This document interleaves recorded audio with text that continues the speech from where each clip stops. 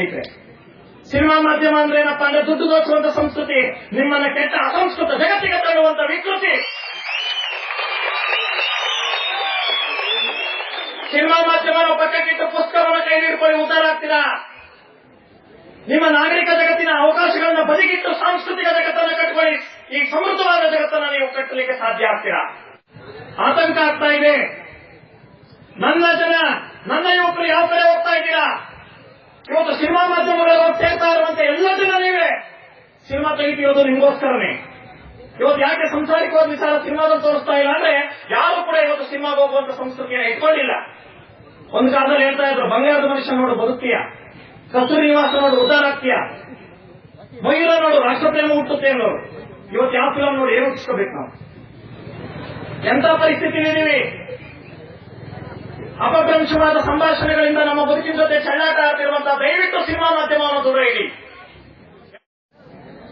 ನಾವು ಎಲ್ಲಿದ್ದೇವೆ, ಯಾವ ಚಿಂತನೆಯನ್ನು ಮಾಡ್ತಾ ಇದ್ದೇವೆ, ನಮ್ಮ ವರ್ತನೆ ಹೇಗಿರ್ತದೆ, ನಮ್ಮ ವರ್ತನೆಯಿಂದ ಮತ್ತೊಬ್ಬರಿಗೆ ವ್ಯತ್ಯಾಸ ಆಗುತ್ತೋ ಆಗಲ್ವೋ ಅಂತಹ ಮನುಷ್ಯತ್ವದ ಮೌಲ್ಯಗಳನ್ನು ರೂಢಿಸಿಕೊಳ್ಳುವಂತಹ ವ್ಯಕ್ತಿತ್ವ ವಿದ್ಯಾರ್ಥಿಗಳು ಆಗಿದ್ದೇ ಆದರೆ ಖಂಡಿತ ಸಾರ್ಥಕತೆ ಆಗ್ತದೆ.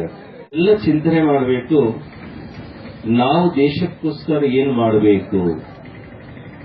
ನಾವು ಯೋಚನೆ ಮಾಡ್ತಿರ್ತಾರೆ ಎಲ್ಲರೂ, ನಮಗೋಸ್ಕರ ದೇಶ ಏನು ಮಾಡಿದೆ ಅನ್ನುವಂತಹ ಪ್ರಶ್ನೆಗಿಂತಲೂ ನಾವು ದೇಶಕ್ಕೋಸ್ಕರ ಏನು ಮಾಡಬೇಕು ಅನ್ನುವಂತಹ ಅರಿವನ್ನ ಮೂಡಿಸಿಕೊಂಡ್ರೆ ನಿಜವಾಗಿ ಸಾರ್ಥಕತೆ ಆಗ್ತದೆ. ಎಲ್ಲರನ್ನ ಒಪ್ಪಿಕೊಳ್ಳುವಂತಹ ದೇಶ ನಮ್ಮದು.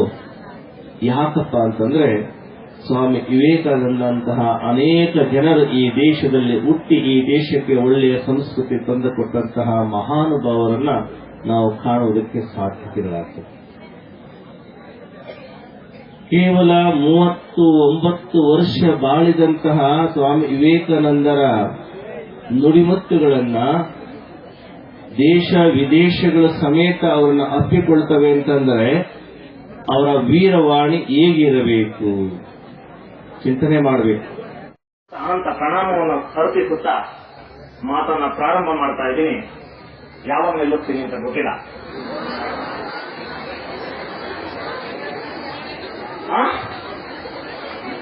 ನಿಮ್ಮ ನೋವುಗಳನ್ನ ಅರ್ಥ ಮಾಡ್ಕೊಂತಾನೆ ನನಗೆ ಅರ್ಥ ಆಗ್ತಾ ಇದೆ.